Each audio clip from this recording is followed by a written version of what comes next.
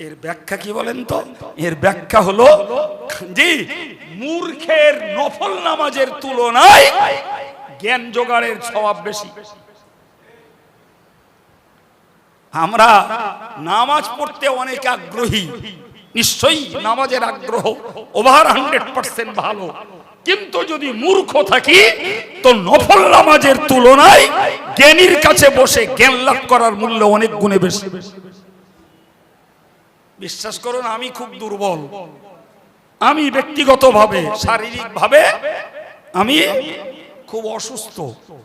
এই যে কথা বলছি আল্লাহর একান্ত দয়া, তো আমার কথাটা আমি আগে বাদ দিয়ে দিচ্ছি। এই এতগুলো সান্ডালো পুষ্টালো লোক যুবক ভাইরাও রয়েছেন, আমি যদি বলি বাবা এই ওয়াজটা শেষ হয়ে যাবে সকাল সকাল, তো আপনারা সবাই বাড়ি যাবেন, বাড়ি যেয়ে 100 রাকাত করে নফল নামাজ পড়ে তাই শোবেন। কেটা কেটা পারবেন একটু হাত তুলে দেখাবেন বাপ? আমি আগেই বলেছি আমি পারবো না, আমি অসুস্থ, আমি পারবো না। কারণ মনে সাহস আছে যে আমি 100 রাকাত নফল নামাজ পড়ে তাই আজকে শোবো? মনোবল নেই বলে? ওরে ভাই রে, সারা রমজান মাসের 5টা কদর মিলে, 5টা কদর মিলে তাই 20-30 রাকাত হয় কিনা সন্দেহ। ভুল বলছি মনে হচ্ছে? 5টা মিলে। প্রিয় ভাই, তাহলে যেখানে আমার 100 রাকাত নফল নামাজ তো দূরের কথা, 20-50 রাকাতও পড়ার মতন শারীরিক ভারসাম্য আমাদের অনেকের নেই, অথচ এই মজলিসটায় বসে খাসা কোরআনের একটা আয়াতের জ্ঞান লাভ করব, 100 রাকাত নফল নামাজের সওয়াব পাবো। এবার বলেন, নফল নামাজের মূল্য বেশি না সত্য জ্ঞান লাভের মূল্য বেশি?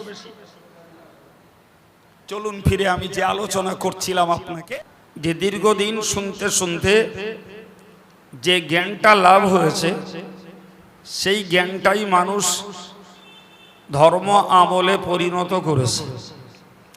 মানুষের মধ্যে যদি জ্ঞান না ঢুকতো আর জ্ঞান যদি মানুষ সংগ্রহ না করত, তাহলে জীবনে কোনোদিন মানুষ কাজ করতে পারে না।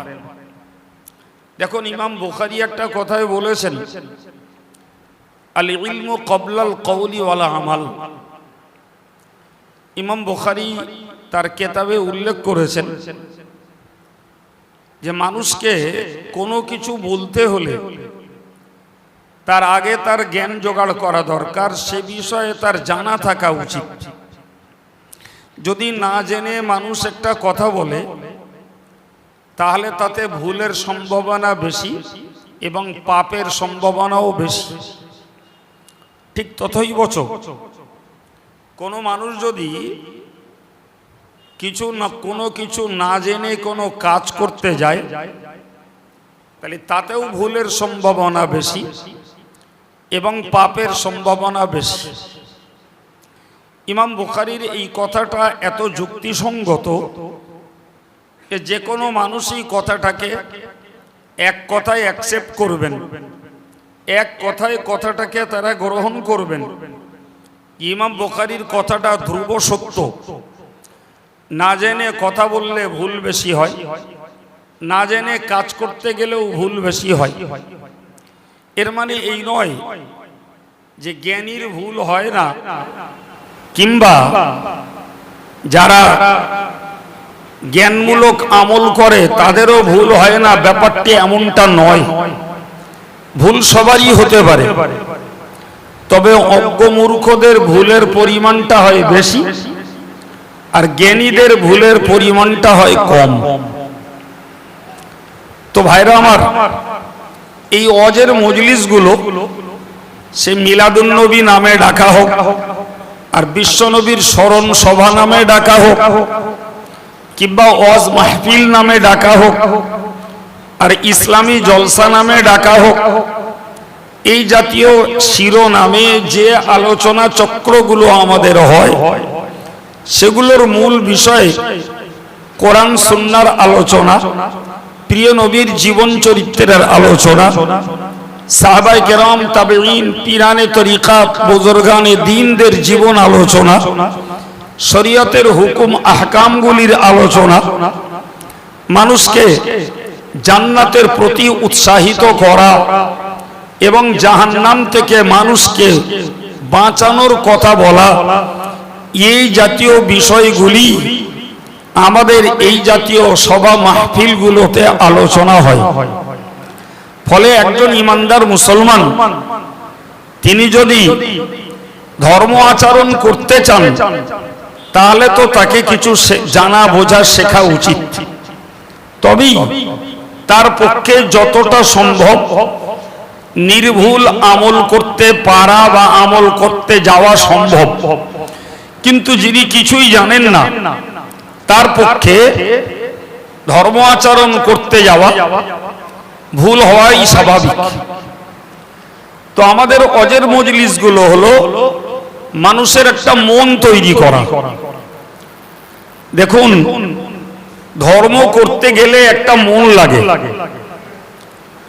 খুব স্বাভাবিক কথা।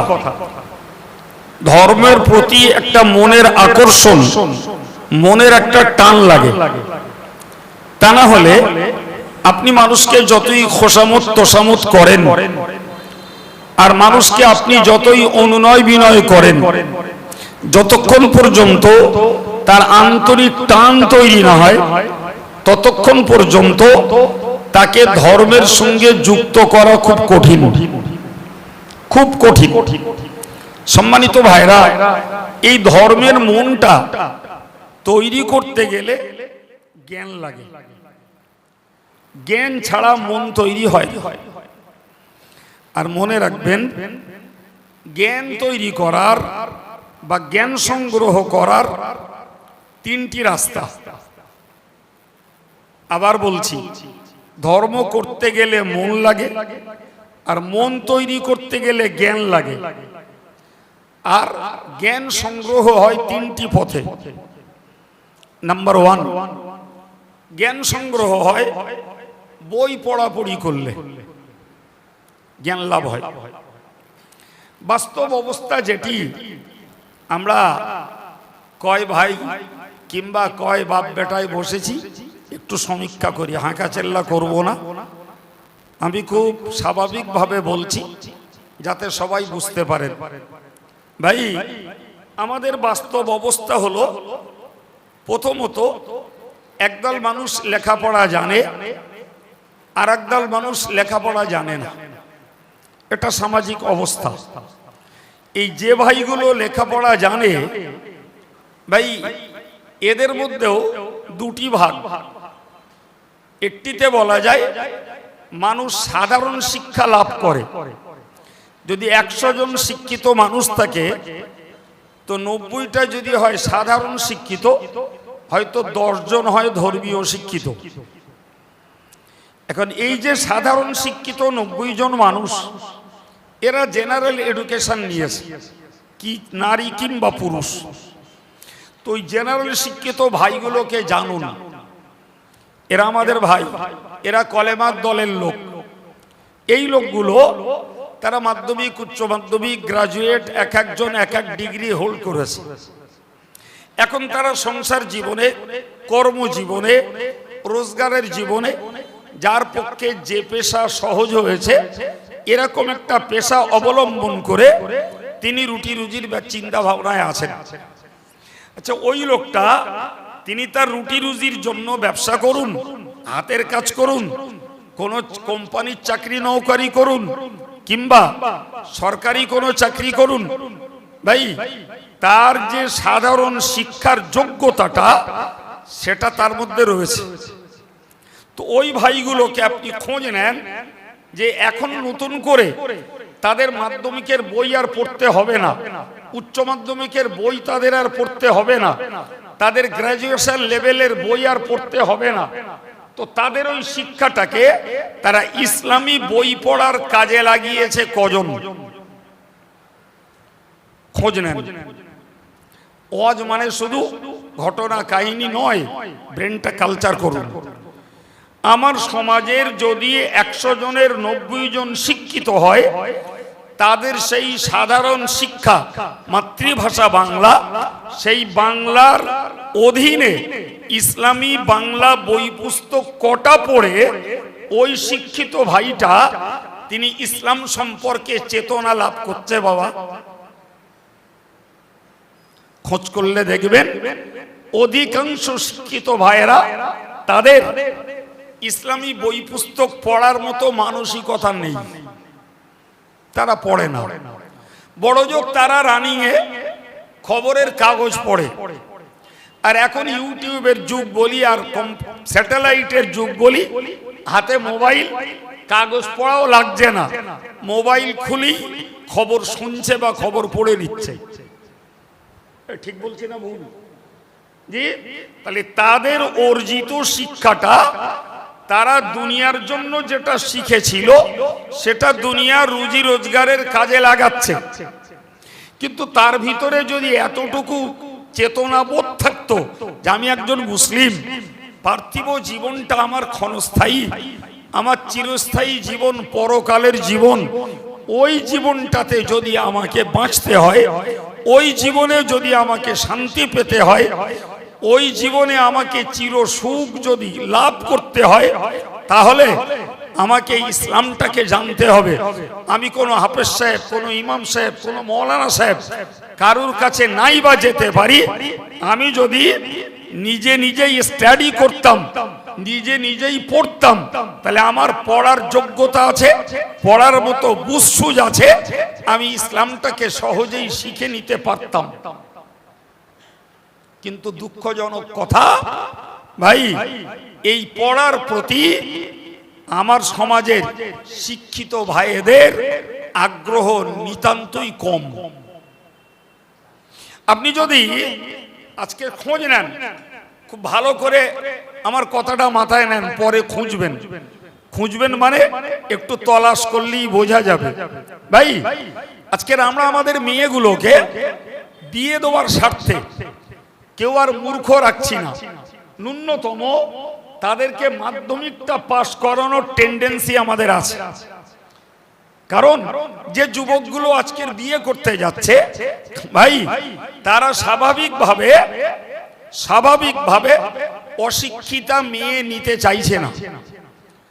উচ্চ মাধ্যমিক হলে ভালো হয়, না হলে কমপক্ষে মাধ্যমিকটা হওয়া চাই। প্রত্যেকটা কন্যার পিতা যারা, তারা চাইছেন যে আমার মেয়েটাকে মাধ্যমিক, উচ্চ মাধ্যমিক, বিএ, এমএ, বিএড, এমএড, বিভিন্ন ধরনের জেনারেল শিক্ষিতায় তাদের শিক্ষিত করে তোলা দরকার। ঠিক এই জায়গায় দাঁড়িয়ে ভাবুন, আমি আমার মেয়েটাকে যখন শিক্ষিতা করে বিয়ে দিতে চাচ্ছি, আমার ঘরে যে বৌমাটাকে আনছি, সে বৌমাটাকেও আমি শিক্ষিতা খুঁজেই আনছি। আমার কথা বোঝা যাচ্ছে? হ্যাঁ, ওই মেয়েগুলোর কথা ভাবুন, বেয়াদবি নেন না আর উল্টো ব্যাখ্যা করেন না। ভাই আমাদের এই সাধারণ মুসলিম পরিবারে, বিশেষ করে ধর্মপরায়ণ মানুষদের পরিবারে মেয়েরা সাধারণত চাকরি নৌকরি করে না, মানে অত টার্গেটে এরা যায় না। বাবা একটু লেখাপড়া শেখানোর দরকার, শেখাচ্ছি, বয়সটা হয়ে গেলেই বিয়ে দিয়ে দেবো। এই হচ্ছে বাপ মার একটা স্বপ্ন, যেন মেয়েটার জন্য তাকে অসম্মানিত না হতে হয়, সমাজে লাঞ্ছিত না হতে হয়, মেয়েটার জন্য যেন তার ইজ্জত না হারায়। তার আগেই মেয়েটাকে পাত্রস্থ করতে পারলে বাপ যেন একটা বোঝা নামিয়ে ফেলে। ঠিক বলছি? ওই মেয়েটাকে বিয়ে দিলেন, কিংবা অন্য ঘর থেকে একটা মেয়ে বৌমা বানিয়ে আনলেন। ভাই এখন বলুন, এই মেয়েগুলোর বর্তমান ডিউটি কি?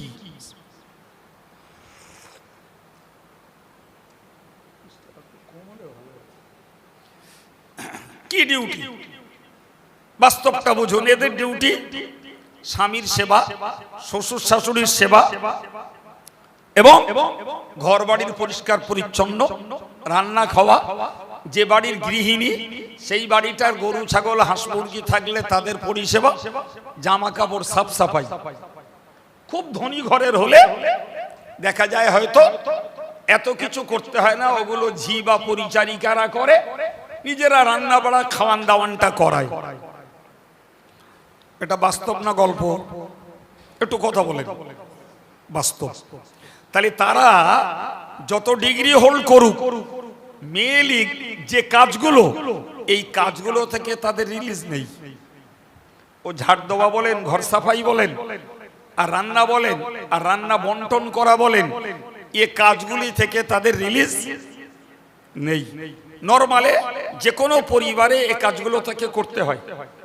আচ্ছা, ওই মেয়েটা যদি ভাবতো যে আমার মা আমাকে, আমার বাপ আমাকে গ্রাজুয়েট করিয়েছে, আমাকে উচ্চ মাধ্যমিক পাশ করিয়েছে, তো সেই উচ্চ মাধ্যমিক পাশ করে ডিগ্রি হোল্ড করার পরে আমি যখন একটা সংসারের গৃহিণী, তাহলে আমি আর এখন ডিউটি হয়ে গেছে ঝাড়ঝোট, রান্না বাড়া, খাওয়ান দাওয়ান, সাফ সাফাই, এই আমার ডিউটি।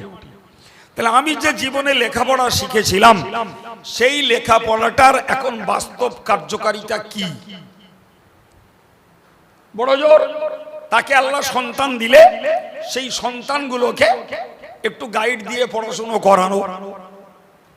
কটা মেয়ে সমাজে ভেবেছে যে আমি যে লেখাপড়া শিখেছিলাম ওইটাকে আমি এখন কাজে লাগাবো। কিসে? আমি ইসলামী জীবনযাপনের একটা বই পড়ব, আমি নামাজ শিক্ষার একটা বই পড়ব, কিংবা আমি ইসলামী মহিয়সী মহিলা খাদিজা, রহিমা, রাবিয়া বাসারি, ফাতেমা, এদের জীবনীটা একটু পড়ব, এবং আমার জীবনটাকে আমি ধর্মপথে তৈরি করব। আমার স্বামী যতই ধার্মিক হোক, আমি নিজে যদি ধার্মিক না হই, তাহলে স্বামীর ধর্ম আচরণে আমার ভাগ নাই। আমার ছেলে মেয়েরা যদি ধার্মিক আর ধার্মিকা হয়, তো তাদের ধর্ম পালনে আমার ভাগ দেবে না, আমারটা আমার গোছাতে হবে। এই চেতনা মাথায় রেখে সমাজের এই শিক্ষিতা মহিলারা কজন নিজের টানে বই পুস্তক পড়ে পড়ে ধর্মটাকে শিখতে চেষ্টা করছে? বাবা, আমার কথা বোঝা যাচ্ছে কিছু? হ্যাঁ, কোথায় আছি আমরা? অথচ যে নবীর শানে মাহফিল, ভাই, এই নবীকে আল্লাহ শুধু ব্যক্তিত্ব দিয়ে পাঠাননি। যে নবী, তোমাকে আমি একটা মানুষ হিসাবে, একটা মডেল হিসাবে, একটা স্যাম্পল হিসাবে, তোমাকে একজন অনুসরণীয় ব্যক্তি হিসাবে তোমাকে পাঠালাম। তোমায় যারা ফলো করবে তারা আমার মনোনীত বান্দা বান্দিতে পরিণত হবে। আমার আল্লাহ শুধু রসুলের ব্যক্তিত্ব পাঠাননি, সঙ্গে হাতিয়ার হিসাবে পাঠিয়েছেন গাইড বুক আল কোরআন। সুবহানাল্লাহ। কোরআন হলো থিওরিক্যাল একটি বুক, আর রসুল হলেন কোরআনেরই প্র্যাকটিক্যাল একটি লাইফ। সুবহানাল্লাহ বলেন। তার মানে কোরআনের বিধি বিধান সব রাসূল করিম সাল্লাল্লাহু আলাইহি ওয়াসাল্লাম বাস্তব জীবনে রূপ দিয়ে দেখিয়েছেন। চিল্লে বলেন সুবহানাল্লাহ। সুতরাং একটা জ্ঞানী মানুষের পক্ষে, কোরআন পড়া আর সঙ্গে রাসূলুল্লাহকে ফলো করা। আবার বলছি, একটা জ্ঞানী মানুষের পক্ষে কোরআন পড়া আর রাসূলুল্লাহর জীবনটাকে অনুসরণ করা, এর ভিতর দিয়ে ওই মানুষটা হতে পারেন একজন ধার্মিক।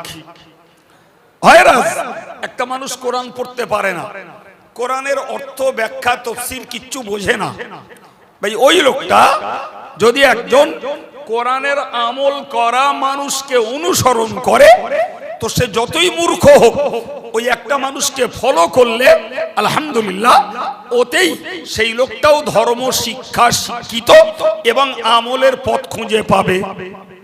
সুবহানাল্লাহ বলেন। কিন্তু আমার আল্লাহ আগে রসুলকে পাঠিয়েছেন, কিন্তু 40 বছর ব্যাপী রাসূলুল্লাহকে তো সাধারণ সামাজিক জীবন যাপন করিয়েছেন। আর 41 বছর বয়সে আমার নবীকে যখন আল্লাহ নবুয়ত দিয়েছেন, জি, সঙ্গে রিসালাত, অর্থাৎ আমার রাসূলুল্লাহকে আল্লাহ কোরআনটাও দিয়ে দিয়েছেন। আলহামদুলিল্লাহ। তার মানে হে নবী, তুমি যেটাই করো আর যেটাই বলো তার তথ্য আমার কালাম কোরআন মাজিদে মওজুদ, এটাকে মানুষের কাছে তুলে ধরো। তো সেই কোরআন যে আল্লাহ পাঠালেন, সেই কোরআনের প্রথম বার্তা আমি বিস্তার বলছি না, একদম মাপা ভাষায় কথা বলছি। কোরআনের প্রথম বার্তা বিসমিল্লাহির রহমানির রহিম ইকরা, প্রথম বার্তা ছিল পড়ো। সুবহানাল্লাহ বলবেন।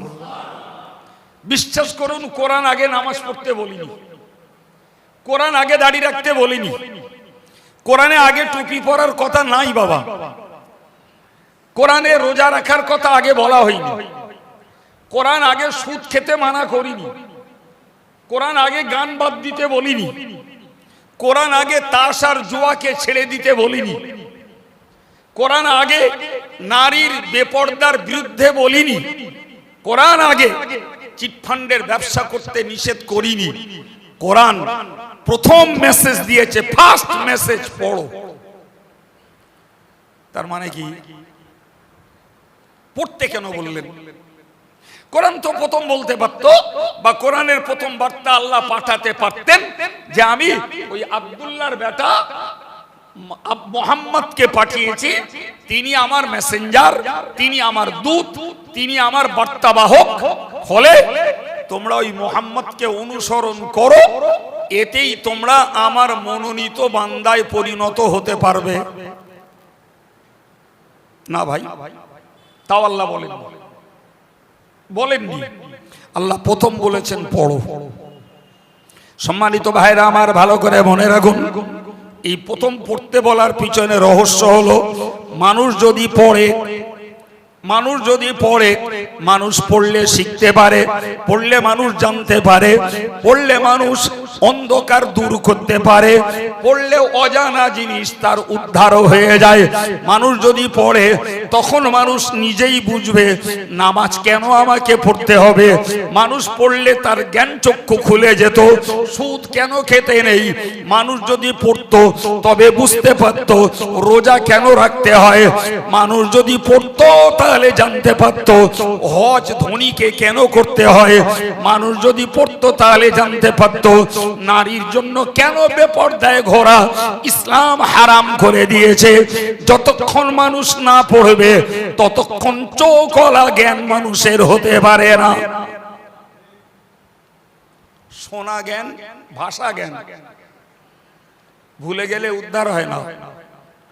পড়া জ্ঞান এটি মজবুত স্বচ্ছ জ্ঞান, ভুলে যাব আবার বই খুললে উদ্ধার হবে। সুবহানাল্লাহ বলে, ঠিক না ভুল? আমি আব্দুল কাইয়ুম বলে বেরিয়ে যাব। আমার কথা যদিও অন ক্যামেরায় হচ্ছে, লাইভ চলছে, তো যন্ত্র ধরে রেখে দেবে, কিন্তু আমার কাছে হেড অফিস, সে যা বলবো তার 50% করা এখানে বসেই ভুলে যাব, আর 50% হয়তো মনে থাকবে। ওর মধ্যে 60% কথা, ওর মধ্যে 25% কথা আমরা কাজে লাগাবো না, আর 20% করা কাজে লাগাবার মন হবে, কিন্তু কাজের সময় তাতে আর মনোবৃত্তি আসবে না। এটাই হয় বাস্তব ঘটনা। তাহলে আমি একটা কথা শুনেছি, এখন যদি আব্দুল কাইয়ুমের একটা কথা যদি অবুঝ, দুর্বোধ্য, যা বোঝা একটু কঠিন হয়ে গেছে, তো মনে করছি কথাটা হুজুর কাল কি বললে যেন ভালো মাথায় এলো না। আচ্ছা হুজুর একবার ফোন কর দিন। ভাই আপনি 3 বার ফোন করে একবার আমারে পাবেন, পেলি বলবো ভাই এখন অফিসিয়াল কাজে ব্যস্ত আছে, আপনি পরে করুন। আপনার আর পরে সময় হবে না। আর একবার করবেন, বলবো ভাই আমি ক্লাসে আছি এখন কথা বলতে পারছি না, আপনি 11টার পরে করুন। তখন আপনার আর সময় থাকবে না, মনে থাকবে না। একদিন হলো, তারপর দিন যেটা জানতে ইচ্ছা হচ্ছিল সে আর উদ্ধার হওয়ার রাস্তা হলো না। অতএব অবুঝ অবুঝই থেকে গেল। আমি রিয়েলি ফ্যাক্ট বলছি, একদম বাস্তব কথা বলছি। কিন্তু আপনি একটা বই পড়েছেন, বইটা আপনার বাড়ি আছে, মসজিদের মেম্বার আছে, মসজিদের আলমারিতে আছে, ভুলে গেছেন। আবার বইটা খুলবেন, এক মুহূর্তে মনে উঠবে। তাহলে পরিষ্কার প্রমাণিত হচ্ছে যে শুনে মুখস্থ করার তুলনায় পড়ে মুখস্থ করাটা আরো বেশি অথেন্টিক, আরো বেশি মজবুত এবং আরো বেশি ধারণ ক্ষমতা ধরে রাখার যোগ্য। কথা ঠিক না ভুল? আমার আল্লাহ বলেন কোরআন পাঠিয়ে দিয়ে পড়ো, পড়ো। সম্মানিত ভাইরা, যে পড়ার কথা আমার আল্লাহ বলেছেন, আর এই পড়তে ডাইরেক্ট নির্দেশ দিয়েছিলেন আমার নবীকে। প্রথম নির্দেশ আমার নবী।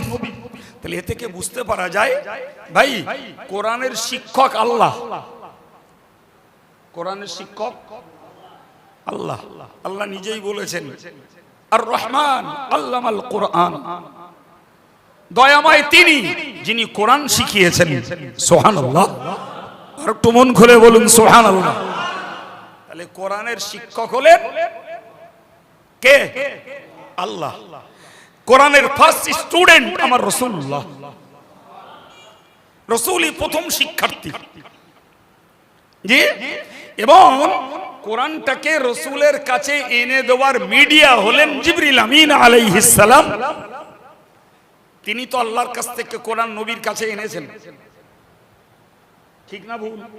হ্যাঁ প্রিয় ভাই আমার, তাহলে জিবরিল আমিন এসেই রাসূলকে বললেন পড়ুন। হুজুর বললেন মা আনা বিকারিইন, আমি পাঠক নই, পড়া আমার কাজ নয়, আমি জীবনে পড়ি নাই। আমার আল্লাহ কোরআন শরীফের একটি আয়াত পাকে বলেছেন ওমা কুনতা তাতলু মিন ক্বাবলিহি মিন কিতাব ওয়ালা তাখুতুহু বিয়ামিনিক ইযাল লারতাবাল মুবতিলুন। ও আমার নবী, তুমি মনে রাখো, ওমা কুনতা তাতলু মিন ক্বাবলিহি মিন কিতাব, কোরআন অবতীর্ণের পূর্বে দুনিয়ার কোন বই পুস্তক তুমি পড়তে জানতে না। ওয়ালা তাখুতুহু বিয়ামিনিকা, তুমি তোমার ডান হাত দ্বারা লিখতেও জানতে না। নবীরে, আমি যদি কোরআন নাজিল করার পূর্বে তোমায় যদি লেখাপড়া শেখাতাম, তাহলে যখন তুমি কোরআনের ধারা বর্ণনা মানুষকে শোনাতে, মানুষ এক কথায় বলতো মুহাম্মদ শিক্ষিত ব্যক্তি, মাতৃভাষা তার আরবি, ফলে এই আরবি কোরআন মানে এটা মুহাম্মদ নিজে নিজেই রচনা করছে। কিন্তু তুমি যেহেতু লেখাপড়া জানো না, ও কথা বলবার মতন উপায় তাদের নাই। এই জন্যই আমি তোমাকে পূর্বে লেখাপড়া শেখাইনি। কোরআন নাজিল হওয়ার পূর্ব পর্যন্ত তুমি লিখতে জানতে না, পড়তে জানতে না। যদি লেখাপড়া জানতে, ওই বাতিলপন্থী মানুষগুলো কোরআন আমার কালাম এতে সন্দেহ করত। তার মানে কি প্রমাণ হলো ভাই, আমাদের জন্য লেখাপড়া না শেখা দোষ, আর আমার নবীর জন্য লেখাপড়া শেখাটা ছিল দোষ। পার্থক্যটা মাথায় নেন। আমাদের ছেলে মেয়েদের জন্য লেখাপড়া না শেখাটা দোষ, আর আমার নবীর জন্য লেখাপড়া শেখাটা ছিল দোষ। নবী লেখাপড়া আগে থেকে শিখলে 41 বছর বয়সের শুরুতে যখন আমার নবীর কাছে আল্লাহ কোরআন পাঠালেন, এক কথায় বিরোধীরা বলতো এ কোরআন মুহাম্মদ নিজে নিজে রচনা করেছে। কিন্তু যেহেতু নবী লেখাপড়া জানেন না, ও কথা বলবে কোন বিবেকে? তিনি তাওরাত পড়েননি, ইনজিল পড়েননি, জবুর করেননি, অন্য নবীদের কাছে পাঠানো সহিফা অর্থাৎ পুস্তিকাকারের আল্লাহর বাঁধানো বিধানগুলো পড়েননি, লিখতেও জানেন না। তাহলে তার মতো মানুষের পক্ষে কোরআনের মতো অপ্রতিদ্বন্দ্বী কালজয়ী কালাম কিভাবে রচনা করা সম্ভব? ওই কথাই আল্লাহ বললেন নবীরে, তোমাকে কোরআনের আগে পড়তে আমি দেইনি, দিলে ওই বাতিলপন্থীরা সন্দেহ করত। এই জন্যই জিবরিল আমিন যখন সুর পাহাড়ের গুহায়, এই হেরা পাহাড়ের গুহায় নবীকে এসে বলেছিলেন ইকরা, পড়ো, নবী বললেন আমি পাঠক নই, পড়া আমার কাজ নয়, আমি পড়তে পারি না, পড়তে পারি না। সহিহ বুখারীর বর্ণনায় এসেছে হযরত জিবরিল আমিন রাসূলুল্লাহকে 3 বার বুকে চেপে ধরে ছেড়ে দিলেন, দিয়ে এবার বললেন পড়ো। আলহামদুলিল্লাহ, জি জিবরাইলের থেকে ফয়েজ প্রবাহ নবীর ভিতরে ঢুকলো। নবী কি সুন্দর পড়তে শুরু করলেন, ইকরা বিসমি রাব্বিকাল্লাযী খালাক, খালাকাল ইনসানা মিন আলাক, ইকরা ওয়া রাব্বুকাল আকরামুল্লাযী আল্লামা বিল কলম, আল্লামাল ইনসানা মা লাম ইয়ালাম। সুবহানাল্লাহ। প্রিয় ভাই, আমার বক্তব্য যদি না পড়লে চলতো বাবু, তাহলে আল্লাহ জিবরাইলকে দিয়ে নবীকে মোলাকাত করাতেন না, নবীকে মুআনাকা করাতেন না, যদি না পড়লেই চলে যেত। ঠিক আছে, হে জিবরিল, আমার নবী যখন বলছে পড়তে পারি না, তো আর পড়ার কথা বলার দরকার নেই। আমার নবী স্কুলেও যাননি, আর আলিফ বাতাকে আলিফ বেতে যে আমি বলি নবী শেখেননি। অথচ আল্লাহ জিবরিলকে নির্দেশ দিলেন, তিনি বুকে বুকে মোলাকাত করে মুআনাকা করে ছেড়ে দিলেন। জিবরাইলের ভিতর থেকে আমার নবীর ভিতরে পড়ার যোগ্যতা পৌঁছে গেল, নবী পড়তে শুরু করলেন। আমি এত কথা বলে একটা মন তৈরি করতে চাচ্ছি বাবু, সেটি হলো তাহলে যতই অশুনি আর যত নামি দামি আর জ্ঞানী হুজুর দিয়ে ওয়াজ দেই, ভাই পড়ার একটা মূল্য, মর্যাদা, গুরুত্ব আলাদা। ভাই কোরআন শরীফে আল্লাহ বলছেন, জিবরাইলও পড়ছে, রাসূলও সঙ্গে পড়ে যাচ্ছে। তো ওই শোনার পরে তো পড়া, এটা বেশ খানিকটা ঝুঁকি। ঠিক না ভুল বাবু? একজন আমার ওস্তাদ পড়বেন, আমি তার সঙ্গে পড়বো, তো এটা ওস্তাদ যা বলছেন তা দুটো বাদ যেতে পারে। আবার আমি পিছিয়ে পড়তে পারি, কিংবা অ্যাডভান্স কিছু বলে ফেলতে পারি, একটু কষ্ট।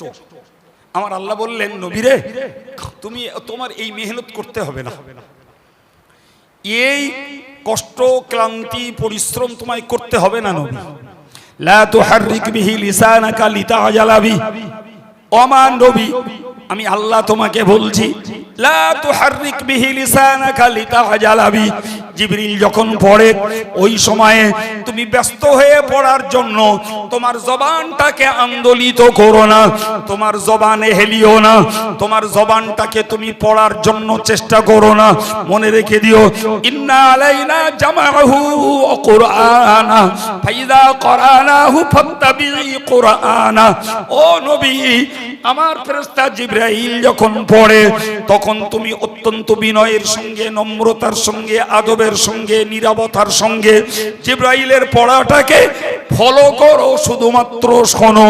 পরবর্তীতে ওই পড়া তোমার সিনায় গেঁথে দেওয়া আর জবান দিয়ে পড়িয়ে দেওয়ার দায়িত্ব আমি আল্লাহ গ্রহণ করে নিলাম। আল্লাহু আকবার। দায়িত্ব আমার, তোমার কষ্ট করতে হবে না, তুমি শুধু শোনো। ভাই, এখান থেকে আমাদেরকে একটা আদব শিখতে হবে, সেটি হলো ভাই, যে বক্তা কোরআন হাদিসের সমন্বয়ে প্রকৃত হেদায়েতমূলক, সংস্কারমূলক কথা বলেন, ওই কথাটা শুনবারও একটা আদব আছে, যে আমি একাগ্র চিত্তে শুনবো, মনের কান দিয়ে শুনবো, চঞ্চলতা ত্যাগ করব, অস্থিরতা ত্যাগ করব। যিনি বলছেন তার চেহারার দিকে দৃষ্টি রাখবো, কানটা তার কথার প্রতি রাখবো। এগুলো হলো অন্তত ইসলামী ভার্সন কোরআন হাদিস শুনবার একটা আদব। এখন যদি বক্তা নিজে হাসায়, বক্তা যদি নিজে গল্প করে, বক্তা যদি স্টেজে উঠে রহস্য করে, সে ব্যাপারটা তার, ঠিক কিনা? বক্তা হাসালি শ্রোতারা হাসবে, বক্তা রহস্য করলে শ্রোতারাও রহস্য করবে। কিন্তু বক্তা যদি সত্যকারের কোরআন সুন্নাহর পক্ষে কথা বলে, তাহলে শ্রোতাদের আদব হলো একদম পুরোপুরি মনোযোগ দিয়ে সেটাকে শোনা, এটা আদব। এবং অন্যত্র আল্লাহ বলেছেন, ওয়াইদা কুরিয়াল কোরআন ফাসতামিউ লাহু ওয়া আনসিতু লাআল্লাকুম তুরহামুন। মহান আল্লাহ কোরআন পাকে ব্যক্ত করেছেন, ওয়াইদা কুরিয়াল কোরআন, তোমার সামনে যখন কোরআন পঠিত হয়, তোমার সামনে কোরআনের তাফসীর করা হয়, কোরআনের ব্যাখ্যা তোমার কাছে যখন করা হয়, আমি আল্লাহ পাক জানিয়ে দিলাম, ফাসতামিউ লাহু, ওইটাকে অবশ্যই মনোযোগ দিয়ে শোনো, ওয়া আনসিতু, এবং চুপচাপ নীরবতা অবলম্বন করো। তুমি আমল কি করবে পরের কথা, আমল কোনটা করবে পরের কথা, কিন্তু যদি তুমি মনোযোগের সঙ্গে শোনো আর নীরবতা অবলম্বন করো, লাআল্লাকুম তুরহামুন, এতেই তোমরা আল্লাহর রহমত পেয়ে যাবে। সুবহানাল্লাহ, ওতেই রহমত, ওতেই রহমত। প্রিয় ভাই, শুনলে অবাক হবেন। আমার নবী পাক কি হাদিসে বলেছেন, লা আন তাগদু ওয়া তাতাআল্লামা আয়াতাম মিন কিতাবিল্লাহি ইয়া খায়রুল লাকা মিন আন তুসাল্লি মিয়াতা রাকাআ। আল্লাহ পাকের নবী বলেন, যদি কেউ কোরআনের একটা আয়াতের জ্ঞান লাভ করে, একটা আয়াতের জ্ঞান যদি কেউ জোগাড় করে, আমি নবী বলছি আমল করার নিয়ত ছাড়াই একটা একটা আয়াতের বিনিময়ে 100 রাকাত করে নফল নামাজের সওয়াব পাওয়া যাবে। এর ব্যাখ্যা কি বলেন তো? এর ব্যাখ্যা হলো জি, মূর্খের নফল নামাজের তুলনায় জ্ঞান জোগাড়ের সওয়াব বেশি। আমরা নামাজ পড়তে অনেক আগ্রহী, নিশ্চয়ই নামাজের আগ্রহ ওভার 100% ভালো, কিন্তু যদি মূর্খ থাকি তো নফল নামাজের তুলনায় জ্ঞানীর কাছে বসে জ্ঞান লাভ করার মূল্য অনেক গুণে বেশি। বিশ্বাস করুন, আমি খুব দুর্বল, আমি ব্যক্তিগতভাবে শারীরিকভাবে আমি খুব অসুস্থ। এই যা কথা বলছি আল্লাহর একান্ত দয়া, তো আমার কথাটা আমি আগে বাদ দিয়ে দিচ্ছি। এই এতগুলো সান্ডালো পুষ্টালো লোক যুবক ভাইরাও রয়েছেন, আমি যদি বলি বাবা এই ওয়াজটা শেষ হয়ে যাবে সকাল সকাল, তো আপনারা সবাই বাড়ি যাবেন, বাড়ি যেয়ে 100 রাকাত করে নফল নামাজ পড়ে তাই শোবেন। কেডা কেডা পারবেন একটু হাত তুলে দেখাবেন বাপ? আমি আগেই বলেছি আমি পারবো না, আমি অসুস্থ, আমি পারবো না। কারণ মনে সাহস আছে যে আমি 100 রাকাত নফল নামাজ পড়ে তাই আজকে শোবো? মনোবল নেই বলে? ওরে ভাই রে, সারা রমজান মাসের 5টা কদর মিলে, 5টা কদর মিলে তাই 20-30 রাকাত হয় কিনা সন্দেহ। ভুল বলছি মনে হচ্ছে, 5টা মিলে। প্রিয় ভাই, তাহলে যেখানে আমার 100 রাকাত নফল নামাজ তো দূরের কথা, 20-50 রাকাতও পড়ার মতন শারীরিক ভারসাম্য আমাদের অনেকের নেই, অথচ এই মজলিসটায় বসে খাসা কোরআনের একটা আয়াতের জ্ঞান লাভ করব, 100 রাকাত নফল নামাজের সওয়াব পাবো। এবার বলেন, নফল নামাজের মূল্য বেশি না সত্য জ্ঞান লাভের মূল্য বেশি? চলুন ফিরে আমি যে আলোচনা করছিলাম আপনাকে, আল্লাহ বললেন নবী জিবরাইল যখন পড়ে তখন তুমি জাস্ট ফলো করো, অনুসরণ করো, তোমাকে টেনশন নিতে হবে না যে জিবরাইল পড়ে যাবে, আমার মুখস্থ থাকবে না, আমি লোকদেরকে বলবো কি, এত টেনশন তোমার নয়। তুমি শুধু শুনে যাও, তোমার সিনায় গেঁথে দেওয়া আর জবান দিয়ে পড়িয়ে দেওয়ার দায়িত্ব আমার। শুধু পড়ানো নয়, সুম্মা ইন্না আলাইনা বায়ানা, ও নবী তুমি মনে রাখো ওই কোরআনের ধারা বর্ণনা, ওই কোরআনের তাফসীর ব্যাখ্যা, এ সবগুলোই তোমার মুখ থেকে প্রকাশ করানোর দায়িত্ব আমার। প্রিয় ভাই আমার, আমি আপনাকে এই কথাগুলো বলার পরেও বোঝাতে চাইছি যে তাহলে ইসলামে পড়ার একটা বিরাট গুরুত্ব আছে বাবা, ভীষণ গুরুত্ব। চাইছে আপনি আরবি শিখে আরবি বইয়ের মাধ্যমে পড়ুন, উর্দু জেনে উর্দু বইয়ের মাধ্যমে ইসলামটাকে শিখুন, আর বাঙালির বাচ্চা হিসাবে বাংলা ভার্সন বই পুস্তক পড়াপড়ি করে ইসলামটাকে শিখুন। যে কোনো মূল্যে আপনাকে পড়ার প্রতি আগ্রহী হতে হবে, তবেই আপনার চৌকলা জ্ঞান তৈরি হবে। বিশ্বাস করুন বাবু, আমি আমার স্বার্থে একটা ভুল বার্তা আপনাকে দিয়ে যেতে পারি। আপনি ভক্তি করেন, মহব্বত করেন, ভুল বার্তাটাই আপনি গ্রহণ করে নিলেন। আপনার যদি চোখ থাকতো বই পড়ার, তাহলে আমি ঠিক বলেছি না ভুল বলেছি, আপনি বইয়ের পাল্লায় ফেলে সেটাকে আন্দাজ করে নিতে পারতেন। পারতেন না একদম। এখন বিপদ হয়ে গেছে ভাই, জি, চোখওয়ালা হয়েও মুসিবত খুব, চোখওয়ালা হয়ে মুসিবত খুব। কথা বুঝতে পারেননি? ব্যাপারটা কিরকম হয়েছে জানেন তো? চোখওয়ালার জন্য বর্তমান সময়টার কথা বলছি ভাই। এক অন্ধ লোক রাস্তা দিয়ে যাচ্ছে, তো অন্ধের পথ বলেন তো আপনারা, আপনাদের জ্ঞানের একটা টেস্ট হোক, অন্ধের পথ সোজা না বেঁকা চোরা?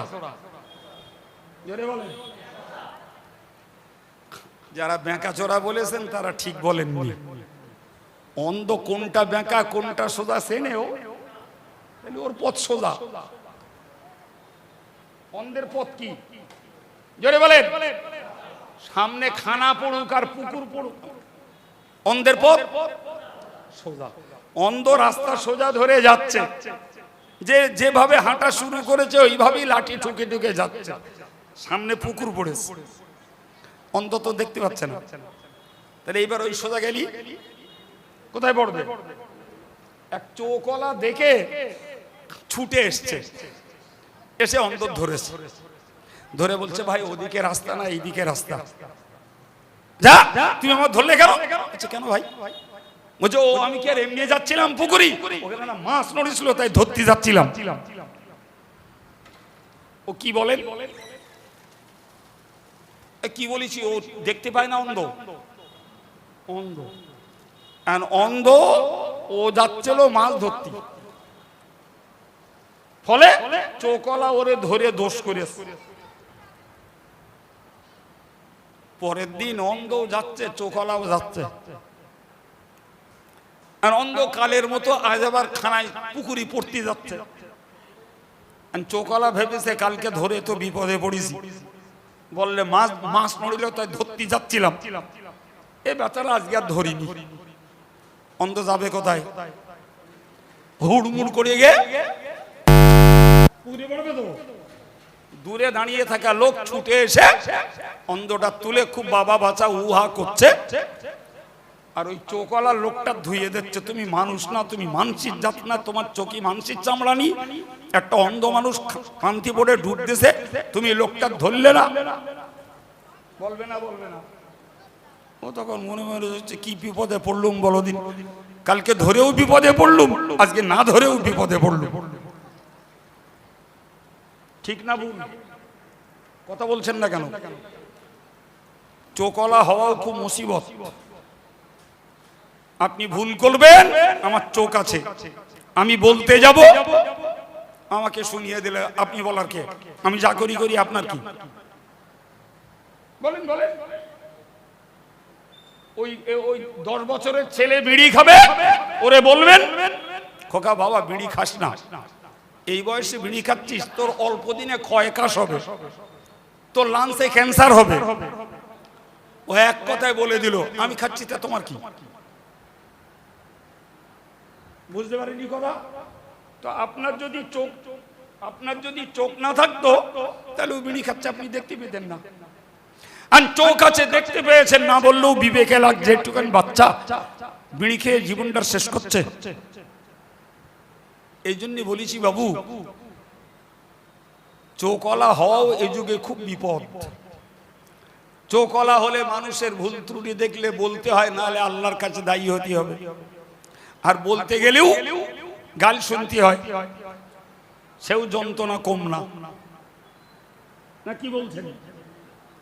ফলে আমার মতন ব্যক্তির জন্য বিপদ, কিন্তু আমার সাধারণ ভাই যারা, এদের জন্য চোখওয়ালা হওয়া, জ্ঞানী হওয়া বিপদ নয়। এরা আমি লোকের পথ দেখাতে যাব না, আমার পথটা আমি দেখবো। কথা বলে আমি আমার পথটা দেখবো, আমি লোকেরটা দেখে যাবো না। সুতরাং আমার বিপদ কম। কিন্তু ধর্মের দায়িত্বশীল যারা ভাই, এদের বিপদ বেশি। যাই হোক, আমি আপনাকে এই পর্যন্ত বুঝিয়ে বুঝিয়ে এনেছি যে সেই আগের কথা ভুলে গেলে হবে না। আমি মনে করিয়ে দিচ্ছি বাবু, ধর্ম করতে গেলে মন লাগে, মনে আছে? একটু একটু স্মরণ করুন। ধর্ম করতে গেলে আর মন তৈরি করতে গেলে জ্ঞান লাগে। বাহ! আর জ্ঞান অর্জন হয় কড়া পথে তিনটে। তার প্রথমটা বলতে বলতে এই পর্যন্ত এসেছি। জ্ঞান অর্জনের প্রথম মাধ্যম হলো বই পড়া। এ কথাটা আমার, আল্লাহর। সুবহানাল্লাহ। কার কথা? আল্লাহর কথা। সুতরাং আমি জ্ঞান চক্ষু ফুটিয়ে লোককে বলতে না পারলেও অন্তত আমার পথটা আমি দেখে যেন চলতে পারি, আমারটা যেন ভুল না হয়। সম্মানিত ভাইরা আমার, আমি একদম গোড়ায় শুরু করেছিলাম, মনে পড়ছে আপনাদের? ছেলে শিক্ষিত, মেয়ে শিক্ষিতা। ছেলেটা রোজগারের কাজে, মেয়েটা সংসারের কাজে। কিন্তু আমার বক্তব্য ছিল এটাই যে তুমি যখন লেখাপড়া একটা শিখেছো, যোগ্যতা তোমার মধ্যে রয়েছে, নতুন করে ওই পড়া পড়ে পরীক্ষা দিতে যেতে হবে না। তুমি তোমার জ্ঞানের বিনিময়ে ইসলামটাকে শেখো, ওটা তোমার জন্য কাজে লাগাও। কিন্তু বাস্তব অবস্থা হলো সাধারণ শিক্ষিত ভাইয়েরা, সাধারণ শিক্ষিতা মায়েরা, মেয়েরা ধর্মীয় বই পড়ার প্রতি 100 জনের মধ্যে 10 জনেরও আগ্রহ আছে বলে সন্দেহ। কোথা থেকে শিখবে এরা? আজকে অবাক হয়ে যাবেন। আমার এই মুরব্বি টাইপের লোক যারা, এরা অত শত হয়তো জানে না, কিন্তু কাঁচা বয়সের যুবক ছেলে যারা, এরা ভালো জানে। ভাই, এই যে মোবাইলগুলো জানেন, এতে আপনি অ্যাপস ডাউনলোড করুন, কোরআন পাবেন, কোরআনের তাফসীর পাবেন, হাদিস পাবেন, ইসলামিক হিস্ট্রি পাবেন, রাসূলুল্লাহর জীবন বৃত্তান্ত পাবেন, ফতোয়া পাবেন। সব এই 6 ইঞ্চির ভিতরে মজুদ। সুবহানাল্লাহ বলেন। ওটা আবিষ্কার করেছে ইহুদি জাতি। করুক গেজা, করুক গেজা। ওতে অনেক খারাপ আছে, তাও থাক। যার খারাপ নেওয়া অভ্যাস, সে খারাপটা নেবে। আমার ভালো নেওয়ার আগ্রহ, আমি ভালোটা নেব না। কি বলছেন? রাস্তা দিয়ে পথ চলছি বাবু, তো পথ চলতে যেয়ে দেখলাম মাঝখানে কিছু পায়খানা পড়ে আছে। কোন ভদ্র, কোন রুচিশীল লোক নিঃসন্দেহে ইচ্ছা করে পায়খানায় পা দেবে না, দেবে, সে ওটাকে ওভারকাম করবে। আমরা বাংলা বাংলি বলি, ডিঙিয়ে চলে যাবে। মোবাইলে গান আছে, মোবাইলে বাজনা আছে, মোবাইলে নেকেট মেয়েদের ছবি আছে, মোবাইলে সিনেমা আছে, মোবাইলে ক্রিকেট ফুটবল আছে, তাস আছে, জুয়া আছে, চিত্ত বিনোদনের আরো বহু কিছু আছে। আমি একজন ধার্মিক, আমি একজন ধার্মিক। ওইগুলোকে আমি যদি নোংরা মনে করে ওগুলোকে ওভার করে যাই, আমি মোবাইল ইনকামিং আর আউটগোয়িং এর জন্য ব্যবহার করব। আমি মোবাইল ক্যালকুলেটরের জন্য ব্যবহার করব। আমি মোবাইল এডুকেশনের জন্য ব্যবহার করব। আমি মোবাইল ইসলামী বই পুস্তক পড়ার জন্য ব্যবহার করব। আমি মোবাইল কোরআন পড়ার জন্য ব্যবহার করব। তাহলে মোবাইলের খারাপ আমাকে স্পর্শ করতে পারবে না। তাহলে রাস্তার উপরে পড়ে থাকা পায়খানা যদি ডিঙিয়ে যাওয়া যায়, তাহলে মোবাইলের হারাম অ্যাপস গুলোকে ওভার করে ভালোগুলোকে আমি মোবাইলে কাজে লাগাতে পারি। কেন বললাম কথাটা? যদি কেউ মনে করেন বই কিনতে গেলে টাকা লাগে, আমি বলি বাবা, তোমাকে বই কিনতে হবে না। তোমার হাতের মুঠোয় যে মোবাইলটা ব্যবহার করছো, ওইটাই তুমি কাজে লাগাও, ওতে বই ভরা রয়েছে। একটা দেখ না, হাজার হাজার বই, হাজারো বই ওতে ভরা। তুমি ওইটা পড়ো, খোঁজ নেন। আজকে যুবক যুবতীদেরকে এরা মোবাইলগুলোকে পর্নোগ্রাফিতে, ইপটিজিং এ, মোবাইলগুলোকে সিনেমায়, মোবাইলগুলোকে নেকেড পিকচার দেখায়, মোবাইলগুলোকে ফ্রি ফায়ার আর পাবজি খেলায় ব্যবহার করছে। কোটা যুবককে খুঁজে পাবেন যারা মোবাইলটাকে ইসলামটাকে শিক্ষার জন্য ব্যবহার করছে। পড়ার যদি মন থাকে হার্ড কপি বই কিনেও পড়া যায়। যদি মনে করি টাকা নাই, তাহলে সফট কপি এই মোবাইলটাকে ব্যবহার করে ইসলামটাকে চোখওয়ালা ভাবে অর্জন করা যায়। দরকার কি? দরকার মনের টান দরকার, যে আমি পড়ে শিখবো। তাহলে আজকের আমাদের এত খোসামত তোষামত করতে হতো না। আমার সমাজের শিক্ষিত ভাইয়েরা, শিক্ষিতা মায়েরা স্বাভাবিকভাবে তারা ধর্মমুখী হতে পারত। কিন্তু বিশ্বাস করুন, বেয়াদবি নেন না, খোঁজ নেন, জি অধিকাংশ ধার্মিক লোক, অধিকাংশ গরিব, ধনী বা শিক্ষিত ধার্মিকের সংখ্যা কম। বিশ্বাস হয় আমার কথা? জি, আমি আজকে ওয়াজ করছি কোবারজল বাগের পাড়ায়, জি এরকম এক জায়গায় তো না, আল্লাহ সারা বাংলা ঘুরে, বাংলা জুড়ে ঘোরায়। সেই ঘোরার অভিজ্ঞতায় বলছি, ঘোরার অভিজ্ঞতায় বলছি ভাই, মানুষ পড়বার প্রতি নেই, পড়বে না। অথচ আমার আল্লাহ আগেই বললেন পড়ো, আগেই বললেন পড়ো। জি জানেন তো, আপনাকে একটা ঐতিহাসিক তথ্য শোনাই। জি রাসূল সাল্লাল্লাহু আলাইহি ওয়াসাল্লাম যখন ইসলাম প্রচার করছিলেন, তো প্রাথমিক অবস্থায় বাধা বিরোধিতা শত্রুতা যা করার কাফের মুশরিক ইহুদি খ্রিস্টান সম্মিলিতভাবে করেছে। কিন্তু তারপরেও যত দিন গেছে আমার রাসূলের পিছনে অমুসলিমরা লাইন লাগিয়েছে। সুবহানাল্লাহ বলেন। কিসের লাইন? ঈমান আনার জন্য। কিসের জন্য? এরা তখন দেখলো যে আমাদের বিরোধিতা শত্রুতা তো মুহাম্মাদের গতি তো রোধ করতে পারছি না। ওমর ছিলেন একজন বড় ধরনের নেতা। আর জানেন তো, দেশে যে কোনো সমস্যা হলে আগে পার্টি নেতারা সেটা চর্চা করে, বড় সড়ো নেতারা আগে মাথা দেয় না। যখন ক্যান্সারে পরিণত হয় তখন বড় নেতারা মাথা দেয়। এই হ্যাঁ না বলছেন না কেন? ঠিক না ভুল? তো ওমর বড় নেতা, মুহাম্মদ কি করছে ওমর প্রথম দিকে কোনো ভ্রুক্ষেপ করেনি। ওসব নিচু স্তরের লোকেরা দেখা দেখি করছিল, কিন্তু যখন দেখলো যে আর আমাদের দ্বারা সম্ভব না, তখন ওরা ওমরের দ্বারস্থ হল। হযরত ওমর ব্যাপারটা মাথায় নিলেন, মাথায় নিলেন, নিয়ে ভাবলেন যে আমি দুম করে লোকটাকে মারবো, আগে আমার একটু দেখা দরকার লোকটা কি বলছে। সুবহানাল্লাহ বলেন। ভাই যারা উচ্ছৃঙ্খল অজ্ঞ, তারা কিছু জানা বোঝার আগে ঝুপ করে ছেড়ে বসে, ঠিক না ভুল?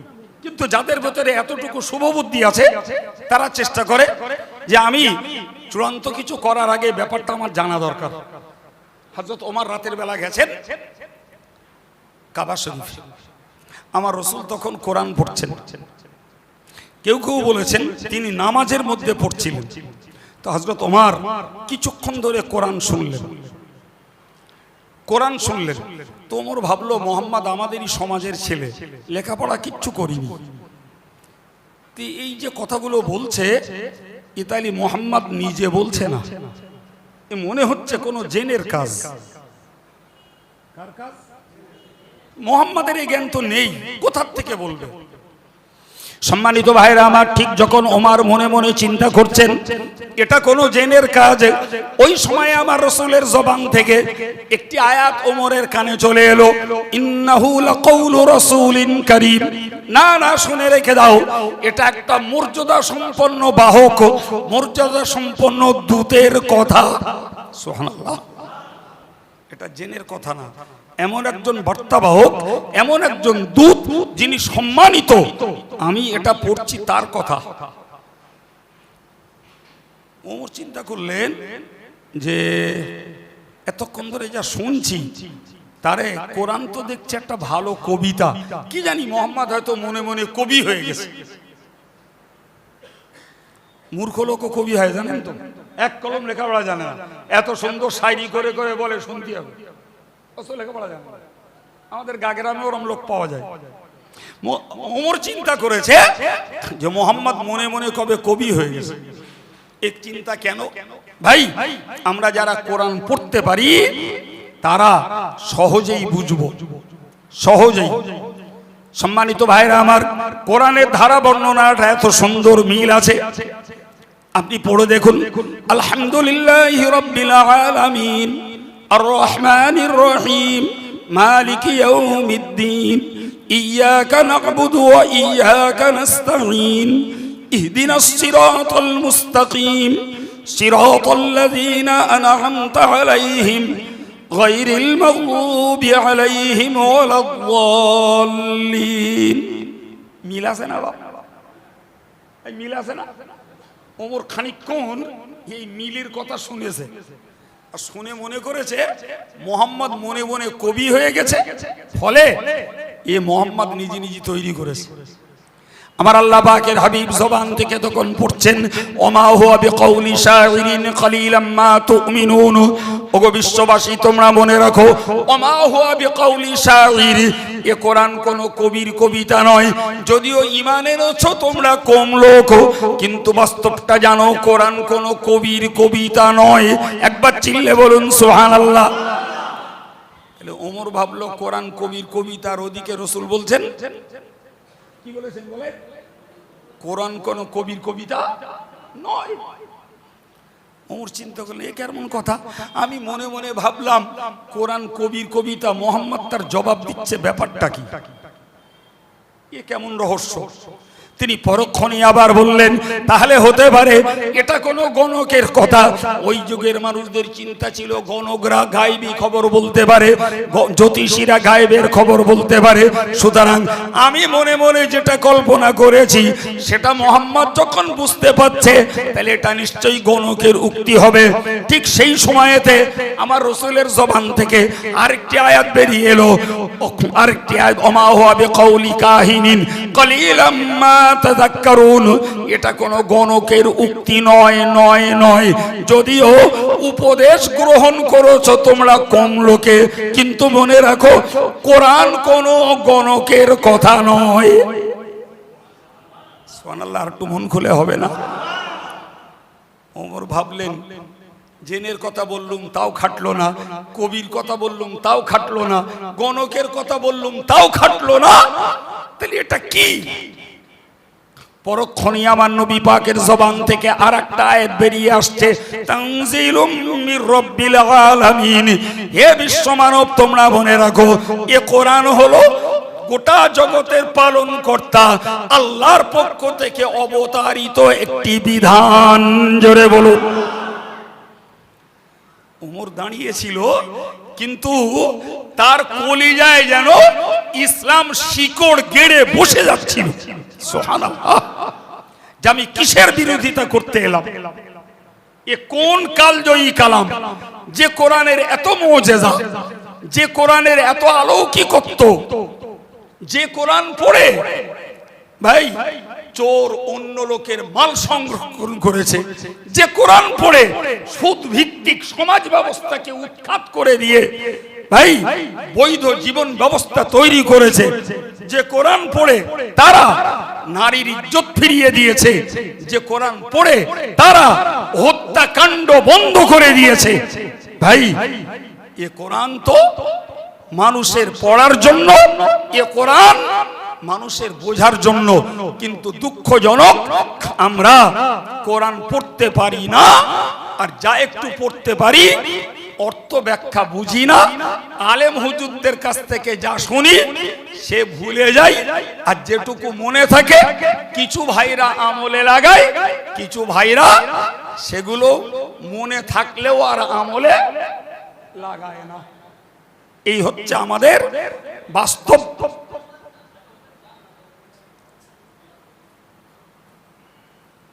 কি হচ্ছে ভাই, কি বলছেন? হ্যাঁ 10 মিনিট ইলেকশন হয়, কয়টা করে দিচ্ছি, গাছেরও খাবে তলারও কুড়বে, হয় এরম হয়, অশ্বনও নাই কালেকশন করো। প্রিয় ভাইরা আমার, তো আমি এতক্ষণ ধরে আপনাদের মাথায় দিতে চেষ্টা করেছি বাবু, তা আপনি হয়তো বলবেন, হুজুর আমরা কি আবার নতুন করে হাফেজ সাহেব হব, না মৌলানা সাহেব হব, না মুফতি সাহেব হব, কি হব আমরা? না ভাই, মনে রাখবেন, হাফেজ হওয়া, মৌলানা হওয়া, মুফতি হওয়া, মুহাদ্দিস হওয়া, মুফাসসির হওয়া, আরবি সাহিত্যিক হওয়া, এগুলো ফরজে কিফায়া বাপ, এগুলো ফরজে কিফায়া। তার মানে এলাকা ভিত্তিক এক একজন হলেই বাকি মানুষদের কাজ মিটে যাবে। কিন্তু জানেন তো, নিজের আমল করার মতো ইলম অর্জন করা ফরজে আইন। পাক নাপাকি, উজু গোসল, নামাজের মসলা মসাইল, রোজার মসলা মসাইল, হজ করতে যাব হজের মসলা মসাইল, এই জাতীয় প্রত্যেকটা মানুষের নিজের আমলের যোগ্য ইলম অর্জন করা। জোরে বলে, এই কথাই নবী বলেছেন, তলাবুল ইলমি ফরিদাতুন আলা কুল্লি মুসলিমিন, প্রত্যেকটা মুসলমানের জন্য তার প্রয়োজন মতো জ্ঞান অর্জন করা ফরজ। এখন আপনি বই পড়ে করবেন, না কোনো হুজুরের সান্নিধ্যে এসে করবেন, না কোনো আমলওয়ালা লোককে দেখে করবেন, যে কোনো মূল্যে আপনার প্রয়োজন মতো জ্ঞান অর্জন করাই লাগবে। আপনাকে হাফেজ হতে হবে না, মৌলানা মুফতি হতে হবে না। জি, আপনি নামাজি মানুষ, আপনি নামাজ শিক্ষাটাই পড়ুন, তাতে ইনশাআল্লাহ আপনার নামাজটা সহি শুদ্ধ আদায় হবে।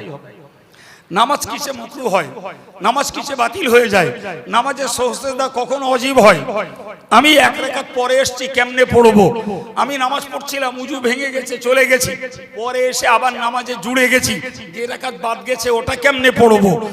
জি, আমি নামাজ পড়তে গিয়ে উজু করতে হয়, উজু আমার ভেঙে যাবে কিসে, উজু আমার করতে গেলে ফরজ কি সুন্নত কি, আমার নামাজের কেরাত কতটা পড়তে হবে, আমার নামাজগুলো আদায় করতে যে আমার কি কি মশলা জানতে হবে।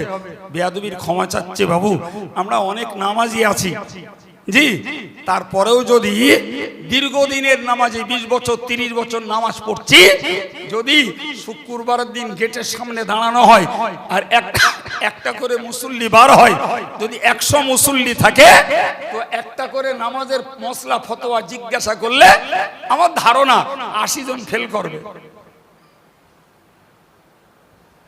রাগ করলেন আপনারা? হ্যাঁ, নামাজ পড়ে দোয়ায় কুনুত খায় না, মাকে তা খবর রাখে না। যদি বলা হয় দোয়ায় কুনুত তো বলো দিন, বলে সে কি জানি, সে খায় না মাকে।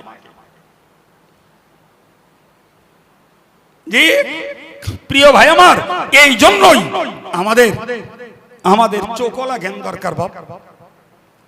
প্রিয় ভাই আমার, তো আমি আর দুটো কথা সংক্ষেপে বলছি, যেহেতু কমিটির ভাইদের অন্য ইচ্ছা জেগেছে, তো তাদের ইচ্ছার পক্ষে একটু সমর্থন না দিলেও আবার তাদের রাগ হবে। সংক্ষিপ্ত বলছি, এতক্ষণ বকেছি পড়ার প্রতি আগ্রহী করে তোলার জন্য। ভাই, হযরত ওমর রাদিয়াল্লাহু আনহুর ভিতরে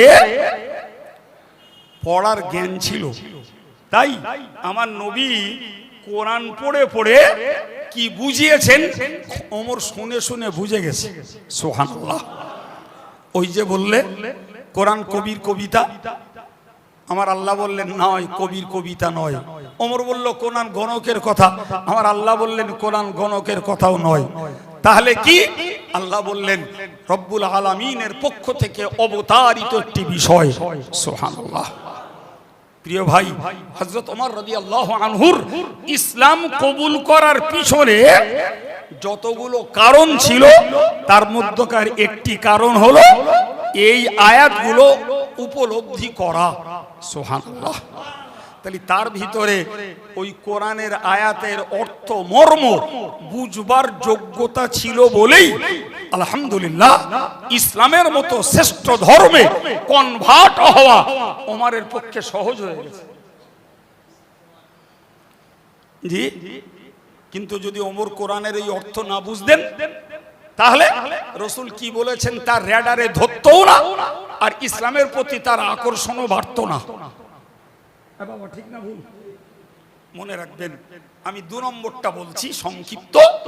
আমার আল্লাহ বলেছেন আল্লাযীনা ইয়াসতামিউনাল কাওলা ফায়াত্তাবিউনা আহসানা উলাইকা আল্লাযীনা হাদাহুমুল্লাহ ওয়া উলাইকা হুম উলুল আলবাব। আল্লাহ বলেছেন যদি তুমি পড়তে না পারো, লেটেস্ট তোমার পড়াবার মতন পরিস্থিতি নেই, তার মানে তোমার আক্ষরিক জ্ঞান নেই, তুমি কেমনে পড়বে? যার অক্ষর চেনার জ্ঞান আছে তার পক্ষে আগের বক্তব্যটা। কিন্তু একটা লোক এমন যে একদম আকারটা মূর্খ, জীবনে স্কুলের চৌকাট ডিঙায়নি, আছে না এমন লোক? আল্লাহ প্রদত্ত একটা জ্ঞান আল্লাহ তাকে দিয়ে পাঠিয়েছেন ওই পর্যন্ত, কিন্তু পুঁথিগত বিদ্যা তার মধ্যে নেই। খোদা প্রদত্ত জ্ঞান মানুষকে আল্লাহ দিয়ে পাঠান বলেই মানুষ এক কলম লেখাপড়া না শিখেও ব্যবসা বাণিজ্য, চাষবাস, ছেলে মেয়ের বিয়ে থওয়া, বাড়ি ঘর, আত্মীয়তা, কুটুম্বিতা সবগুলো করতে পারে। বলো, এক কলম লেখাপড়া জানে না, লাখ লাখ টাকার ব্যবসা করে, আছে না? নাই, একদম ওইটা খোদার দেওয়া জ্ঞান, সৃষ্টিগতভাবে আল্লাহ দিয়ে পাঠিয়েছেন। তো এই টাইপের লোক যারা, আমার আল্লাহ বললেন আল্লাযীনা ইয়াসতামিউনাল কাওলা ফায়াত্তাবিউনা আহসানা, যারা কথা শুনে, কান শুনবার যন্ত্র, এই অঙ্গ খোলা আছে, যত রকমের আওয়াজ হোক কান সেটা ক্যাচ করে। করবে না? করবে না? কান ধরে নেবে। আমার আল্লাহ বললেন যারা কথা শোনে এবং শত কথার মধ্য থেকে ভালো কথাগুলোকে যারা অনুসরণ করে চলে, কথা শোনে আর ভালোগুলোকে মেনে চলে, সুবহানাল্লাহ। আমার আল্লাহ বললেন উলাইকাল্লাযীনা হাদাহুমুল্লাহ, ওই লোকগুলোই হলো আল্লাহর হেদায়েত প্রাপ্ত বান্দা, ও উলাইকা হুম উলুল আলবাব, আর ওই লোকগুলোই হলো প্রকৃতপক্ষে জ্ঞানী বান্দা। আর একটু মহব্বত করে, আমার সমাজের কোনো ভাই এক কলম লেখাপড়া জানে না, আলেম হুজুরদের, ইমাম সাহেবের ও শুনতে শুনতে মানুষটা শুনে নিয়েছে ইমান রক্ষা করতে হয়, শিরক করতে নাই, 5 ওয়াক্ত নামাজ পড়তে হয়, জামাত সহ পড়তে হয়, রমজান মাসে রোজা রাখতে হয়, সকাল সন্ধ্যায় জিকির করতে হয়, আল্লাহর নামে তাসবিহ পড়তে হয়, সুদ খেতে নাই, গান শুনতে নাই, মিথ্যা কথা বলতে নাই, চিটিংবাজি করে রোজগার করতে নাই। এক কথায় যা বেচারা শুনেছে ওই ভালো কথাগুলো নিজের জীবনে আমলে পরিণত করেছে।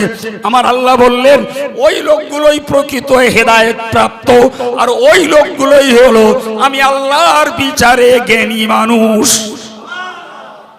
তাহলে দুনিয়া আপনাকে জ্ঞানী না বলুক, দুনিয়া আপনাকে ডিগ্রি হোল্ডার না বলুক, আপনি যদি কোরআন সুন্নাহর কথাগুলো ইমাম সাহেব, বক্তা, হুজুর, আলেম এদের কাছ থেকে শুনে শুনে নিজের যদি জীবনে আমলে পরিণত করেন, নিশ্চিত মনে রাখুন দুনিয়ার লোকের কাছে আপনি মূর্খ, আল্লাহর কাছে আপনি জ্ঞানী। সুতরাং একজন ইমানদার মুসলমানের জন্য এটা বুদ্ধির পরিচয়। দুনিয়া আমারে মূর্খ বললো না জ্ঞানী বললো, আমার দেখে লাভ নাই। মূর্খ আমাকে ইমানদার বললো না বেঈমান বললো, আমার ভেবে লাভ নাই। আমার বোঝা দরকার আমার আল্লাহ আমাকে কি বলছে। আল্লাহ বললেন যারা ভালো কথাগুলো মেনে চলে তারা হেদায়েত প্রাপ্ত, তারা জ্ঞানী। এখন মনে করুন জি সারা পৃথিবীর রাষ্ট্রসংঘের নেতা, বিরাট বড় শিক্ষিত, উঁচু পদ, লক্ষ লক্ষ টাকা তার বেতন, ওই লোকটা ভালো কথা তথা আল্লাহ আল্লাহর রসুলের কথা একটাও মানে না। জগতের 65-70 বছর ওই লোকটা জ্ঞানী হতে পারে, কিন্তু আল্লাহর কাছে লোকটা মূর্খ মূর্খ মূর্খ। আর 1 পাস 2 পাস, জীবনে লেখাপড়া জানে না, স্কুলে যায়নি, ইনফানেও পড়িনি, আল্লাহ আল্লাহ রসুল যা বলেছেন সেটাকে বাস্তব জীবনে বেচারা আমল করে, খেটে খুটে খায়, হালাল জীবন যাপন করে। 60-65 বছরে লোকে তাকে দাম না দিক, মূল স্রোতে সমাজে তার কোনো গুরুত্ব না দিক, কিন্তু আল্লাহর কাছে ওই লোকটা জ্ঞানী। আমার বক্তব্য আমি আপনাকে বোঝাতে চাই, যদি পড়ে আমি জ্ঞান লাভ না করি তাহলে আমার দ্বিতীয় পর্যায় হলো শুনে জ্ঞান লাভ করা আর জ্ঞানটাকে কাজে লাগানো। শুকরিয়া আল্লাহর।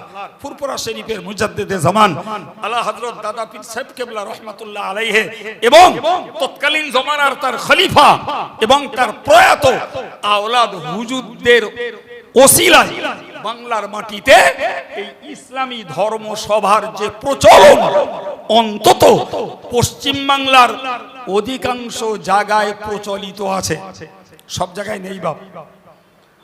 আপনি বীরভূমে যান, দার্জিলিং যান, দক্ষিণ দিনাজপুর যান, উত্তর দিনাজপুর যান, পুরুলিয়ায় যান, মালদায় যান, ভাই সেখানে দেখুন ফুরফুরা সিলসিলাকে চেনেও না, সেখানে ফুরফুরার নামে কথা বললে কেউ বুঝবেও না।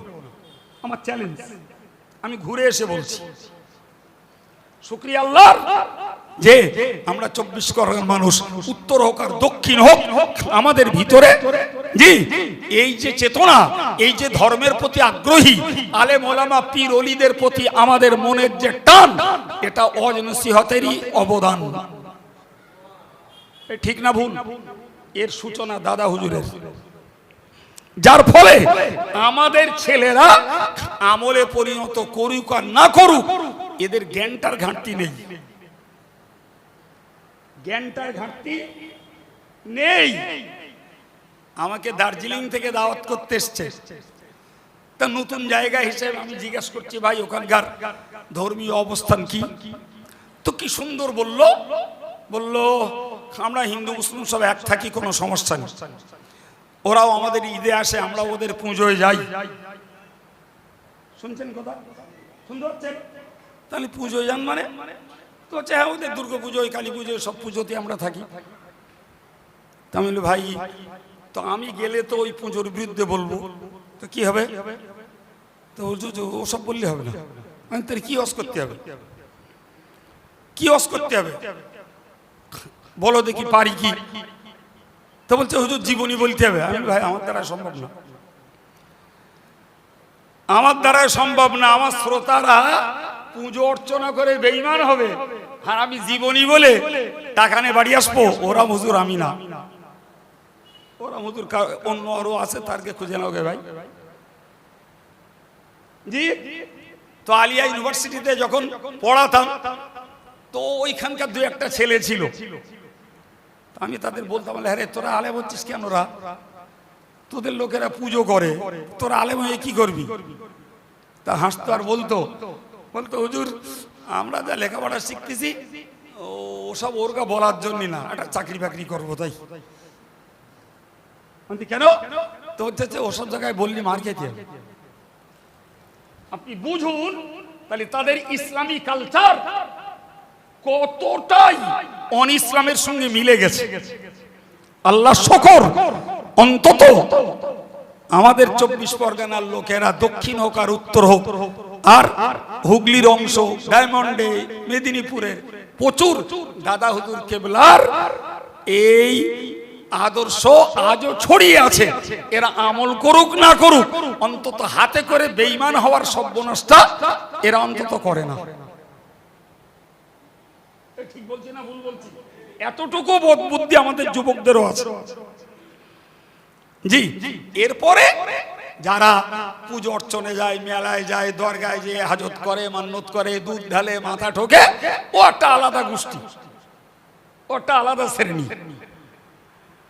প্রিয় ভাই, আমি আপনাকে বোঝাতে চাইছিলাম এটাই যে দাদা হুজুর কেবলার এই প্রচলিত প্রথার বরকতে আমাদের মধ্যে যে ওয়াজ নসিহতের নিয়মটা আছে, জি আমরা কোরআন পড়তে পারি না, আলেমরা কোরআনের ব্যাখ্যা মর্ম যা আমাদেরকে বলেন সেইগুলো কালেকশন করে করে আমরা নামাজি, রোজাদার, দাড়িওয়ালা, টুপিওয়ালা, বেদাড়ি, ধার্মিক অনেকেই হয়েছে, এবং আমাদের মায়েরাও অনেকেই পর্দার অভ্যন্তরে তারাও ধার্মিকা হয়েছে এই অশোনার বরকতে। অস্বীকার করবেন? করতে পারবেন না। প্রিয় ভাই আমার, আমি এ ব্যাপারে আর বিস্তার কথা বলতে চাচ্ছি না। তাহলে ধর্ম করতে গেলে মন লাগে, মন তৈরি করতে গেলে জ্ঞান লাগে। জ্ঞানের প্রথম মাধ্যম পড়া, দ্বিতীয় মাধ্যম পড়ুয়া লোকের কাছ থেকে শোনা, 3 নম্বরের মাধ্যম সোহবত, অর্থাৎ ভালো মানুষের সঙ্গ লাভ করা। লেখাপড়া জানে না, অজনসিহত শোনে না।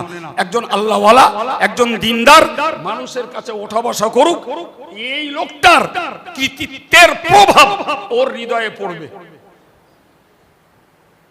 আপনি একটা দুষ্টু ছেলেকে একটা ভালো মানুষের পাশে তাকে খেদমতে দেন, 2 বছর থাক, দেখবেন ওর হাল চাল ভাষা সবকিছু পরিবর্তন হয়ে গেছে। আর একটা ভালো পরিবারের শিক্ষিত ছেলেকে একটি দুষ্টু পরিবেশে মিশতে দেন, 2 দিন পরে দেখবেন ওই ছেলেটাও সম্পূর্ণ অজ্ঞ মূর্খের মতো উচ্ছৃঙ্খল এবং অশালীন ভাষা চাল চলন সম্পূর্ণটাই তার ভিন্ন হয়ে দাঁড়িয়েছে। এটাই হলো সোহবতের সুফল আর কুফল। জি ভাই, পূর্ব যুগে প্রচুর পীর ওলিদের কাছে, যোগ্য যোগ্য আলেমদের কাছে মানুষ খেদমত করে করে আলেম হয়ে গেছে। বিশ্বাস হয়? তারা লেখাপড়া জানতো না, কিন্তু তারা ওয়াজ করেছে, পরবর্তীকালের আলেমরা বসে বসে তাদের ওয়াজ শুনেছে। অথচ ওই লোকগুলো ডিগ্রিলেস, তাদের কোনো ডিগ্রি ছিল না।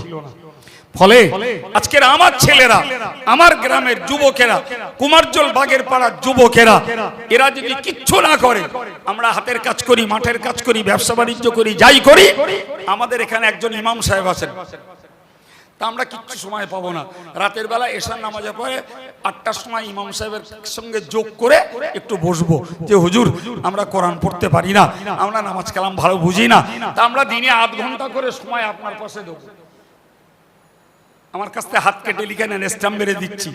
8 ঘন্টা করে সময়, 6টা মাস এই গ্রামের ধর্মহারা যুবকগুলো দিক, যদি ওর ভিতরে পরিবর্তন না আসে, সেদিন এখানে সভা ডেকে অন্যায় স্বীকার করবো, খরচ আমার।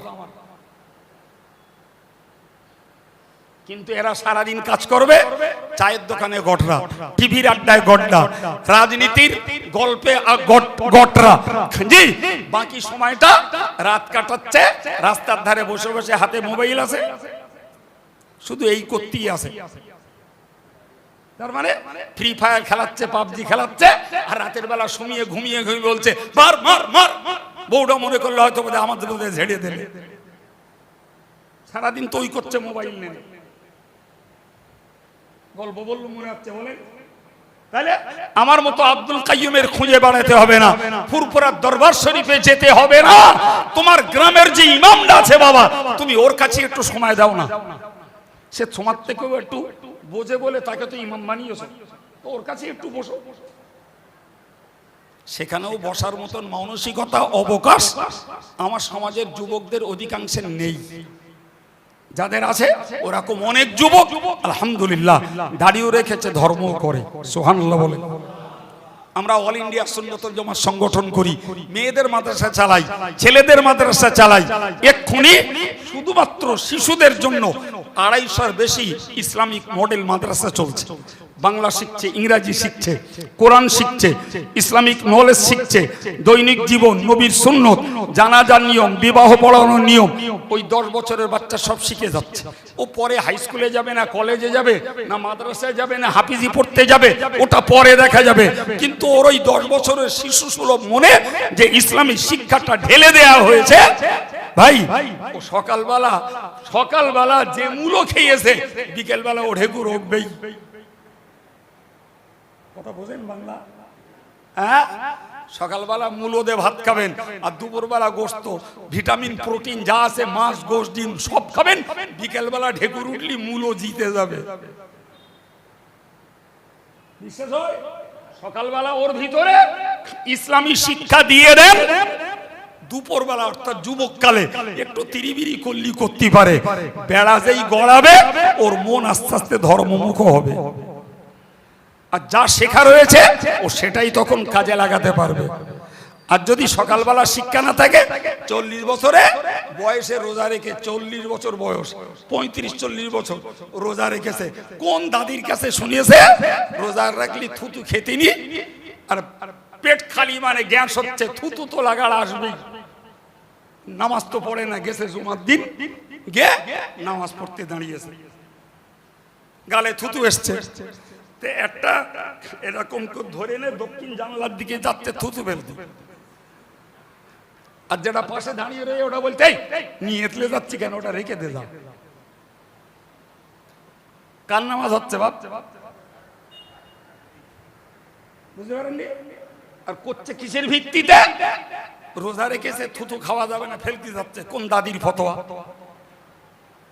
এই হচ্ছে আধবুড়ো বয়সে ধর্ম করার হাল। আর ছেলেবেলা থেকে যদি ভিত তৈরি করে দেওয়া যায়, অন্তত ওই সব নষ্ট হয় না। আল্লাহ বোঝার তৌফিক দিন, বলুন আমিন। সম্মানিত ভাইরা আমার, 7:30 থেকে 9টা কটা বলার কথা, আমি 7:40 নাগাদ উঠেছি। সুতরাং 10 মিনিট লেট হয়েছে, 10 মিনিট আপনাদের ধরে দিচ্ছি। তো আমার এ পর্যন্ত বক্তব্যতেই 10-এর কাটা ছুঁই ছুঁই ভাব জি, ফলে আমার পক্ষে বাড়া আর সম্ভব না। শুধু ভাইরা একটু দাবি করছেন, আমি এখানকার লোকেশনও জানি না, আর জীবনে কোনোদিন এ কাজ করিও নি জি। আর আমার এই কাটা ছেঁড়া কথাবার্তা তো লোকে আমার কাছে দান দিতে চায় না, যদিও আল্লাহর দয়া জি জামিয়া রহমানিয়া চলে, বছরে 2 কোটি টাকা খরচা হয়। কত বলেছি বাবু? 2 কোটি টাকা। বলতে 2-3 সেকেন্ড সময় লাগলো। আল্লাহর দয়া, সে পয়সা সিলসিলা ভক্ত, হানাফি মাযহাব ভক্ত, ইসলাম দরদি, খেটে খাওয়া মধ্যবিত্ত উচ্চবিত্ত মানুষদের দান আল্লাহ করায় দিনের জন্য জি। তো আমি আপনাদের কাছে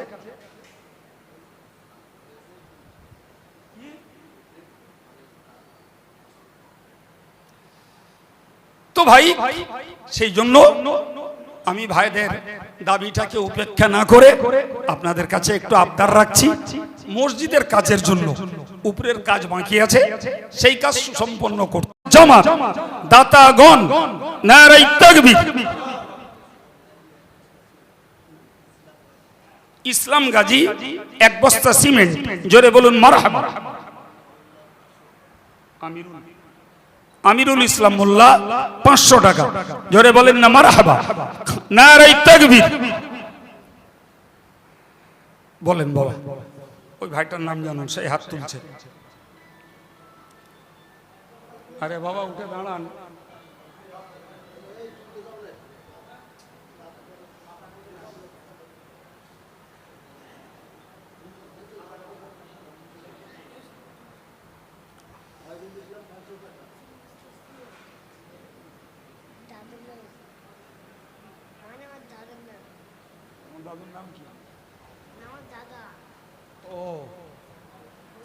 নাম বলো বাবা।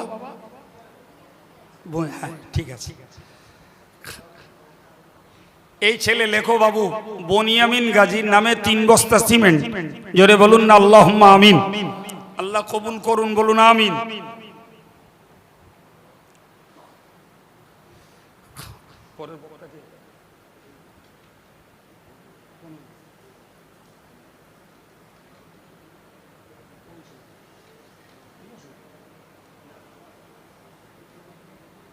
ও আচ্ছা আচ্ছা, বলেন বাবা। মাশাআল্লাহ আপনাদের আগ্রহ আছে, একটু যদি কোয়ান্টিটি বাড়াতাম, কিছু ভাই যদি একটু শরীক হতেন ভালো লাগতো। বলেন না 500 দেবেন, 1000 দেবেন, একটু বলেন, একটু বলেন।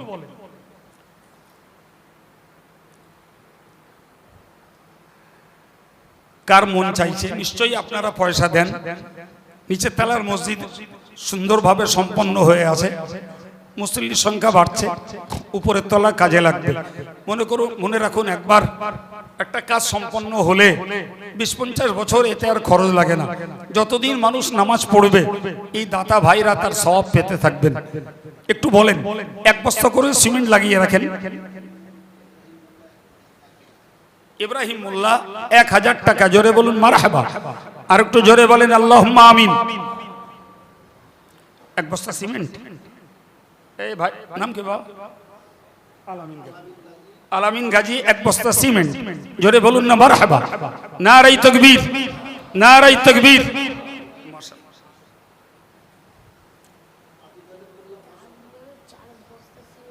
দাদুর নামে, এই ছেলেটা লিখো তো, দাদুর নামে সরগাজী দাদুর নাম, তার নামে 4 বস্তা সিমেন্ট। জোরে বলেন মারহাবা, নারায়ে তাকবীর।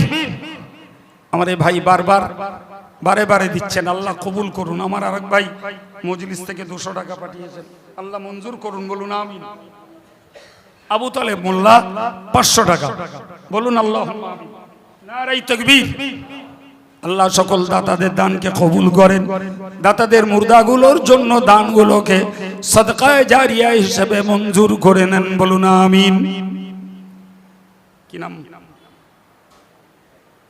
আবুল খয়ের, একটি যুবক ছেলে, 500 টাকা, আল্লাহ কবুল করুন, বলুন আমিন, নারায়ে তাকবীর।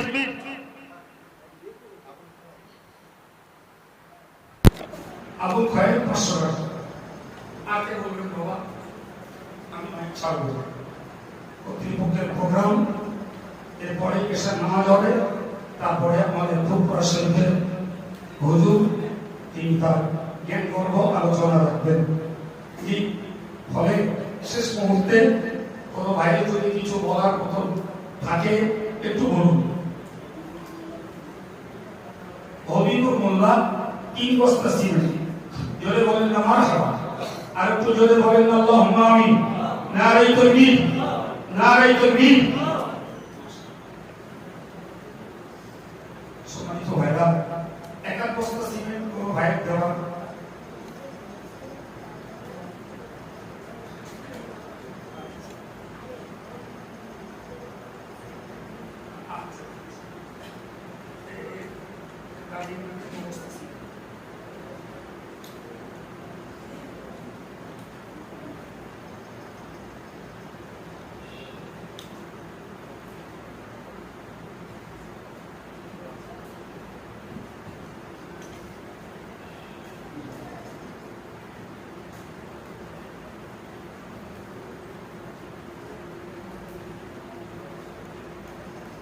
আমার জন্য 200 টাকা দিয়েছেন, বলুন আমিন।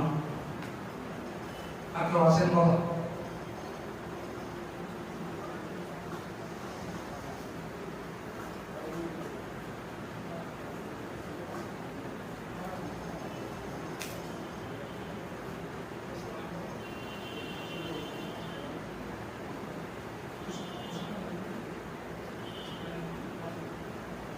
আব্দুল গফুর মোল্লা 100 টাকা নগদ দিয়েছেন, আর 1 বস্তা সিমেন্ট দেবেন। আব্দুল গফুর মোল্লা কাদিয়াটি, যদিও আমার খুব পরিচিত, কিন্তু এই মুহূর্তে নামটা স্মরণ আসছিল না, উনি 1 বস্তা সিমেন্ট, আল্লাহ কবুল করুন, বলুন আমিন, নারায়ে তাকবীর।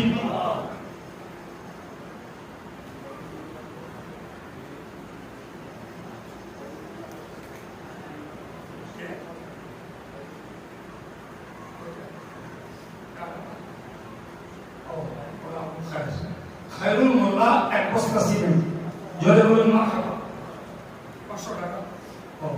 খায়রুল মোল্লা 500 টাকা, আল্লাহ কবুল করুন, বলুন আমিন, নারায়ে তাকবীর। একটু দরুদ শরীফ, আল্লাহুম্মা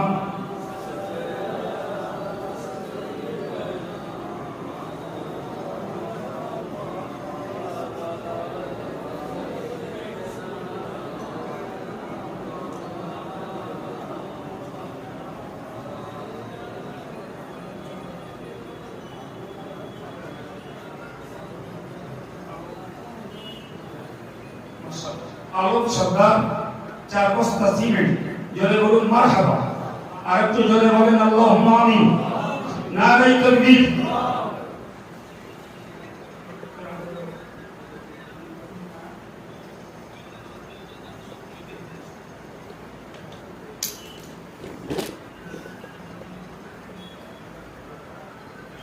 আলিনুর গাজী 1 বস্তা সিমেন্ট, শাহজাহান গাজী 500 টাকা, আলামিন গাজী 1 বস্তা সিমেন্ট, সরু গাজী 4 বস্তা সিমেন্ট, আবু তালেব মোল্লা 500 টাকা, আবু খায়ের মোল্লা 500 টাকা, শরীফুল ইসলাম 2 বস্তা সিমেন্ট, জামশেদ মোল্লা 2 বস্তা সিমেন্ট, আর মনসুর 500 টাকা, মসিনুর 2 বস্তা সিমেন্ট। আল্লাহ কবুল করুন, বলুন আমিন। বয়স হয়ে গেছে, এক বস্তা সিমেন্ট, 2 বস্তা সিমেন্ট, সাদেক আলী গাজী 1 বস্তা সিমেন্ট, আল্লাহ মঞ্জুর করুন, বলুন আমিন। আল্লাহুম্মা আমিন। আলহামদুলিল্লাহি রাব্বিল আলামিন, আসসালাতু ওয়াসসালামু আলা সাইয়্যিদিল মুরসালিন। নবীর সঙ্গে আজকের এই মাহফিলটাকে কবুল করুন। যারা সময় দিয়ে শ্রম দিয়ে আর্থিক সহযোগিতা দিয়ে আল্লাহ এত ঝড় বৃষ্টি পরেও মজলিসটাকে কায়েম রেখেছেন, তাদের সকলের প্রতি তুমি রাজি খুশি হয়ে যাও। আল্লাহ সকল শ্রোতাদের প্রতি তুমি সন্তুষ্ট হয়ে যাও। আল্লাহ নামাজের বিরতির জন্য দোয়া করছি, আল্লাহ সবে সারি পর্যন্ত এই মাহফিলকে তুমি আল্লাহ ইজ্জতের সঙ্গে চালাতে দিও। আল্লাহ আমাদের আপন মুর্দা যারা ঈমান নিয়ে কবরে গেছেন তাদের সকলের জিন্দেগীর সমূহ গুনাহকে তুমি মাফ করে দাও। আল্লাহ আমাদের জীবনের গুনাহ খাতাকে মাফ করে দাও। যতদিন বাঁচিয়ে রাখো আল্লাহ তোমার মনোনীত পথে আমাদেরকে বাঁচতে দাও। বিপদ দিলে ধৈর্য দাও, মুক্তি দাও। রোগ দিলে আল্লাহ তুমি সুস্থতা দান করো। হালাল রুজি রোজগারে তুমি বরকত দান করো। খাস করে নগদ দান আর মসজিদের জন্য যারা ওয়াদা দান রেখেছেন আল্লাহ এই দানগুলোকে, ওয়াদাগুলোকে আদায় করা তুমি সহজ করে দিও। এর বিনিময়ে দুর্গতি খণ্ডে দিও আল্লাহ। পারলৌকিক জীবনে দানগুলোকে আমাদের নাজাতের ওসিলা তুমি বানিয়ে বিরহমাতিকা ইয়া আরহামার রাহিমিন ওয়া বিহাক্কি লা ইলাহা ইল্লাল্লাহ মুহাম্মাদুর রাসূলুল্লাহ।